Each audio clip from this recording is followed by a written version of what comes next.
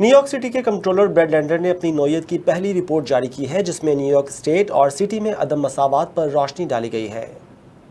New York city کے کمپٹرولر bread lander نے اپنی نوعیت کی پہلی رپورٹ جاری کر دی۔ رپورٹ میں نیو یارک اسٹیٹ اور سٹی میں دولت کے عدم توازن پر روشنی ڈالی گئی ہے۔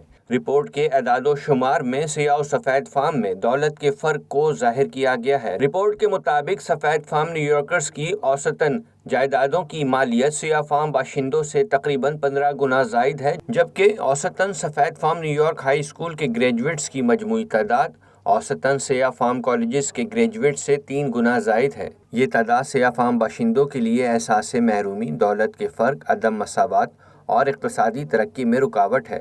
رپورٹ 2021 کے survey of income and program اور 2017 تا 2021 کے امریکن کمیونٹی سروے کے ڈیٹا تجزیوں پر مبنی نتائج کو مد نظر رکھ کر مرتب کی گئی ہے۔ رپورٹ میں ہاؤسنگ، تعلیم، روزگار اور مالیاتی نظام جیسے شعبوں میں ادارہ جاتی نسل پرستی کے تاریخی اثرات کی نشاندہی کی گئی ہے۔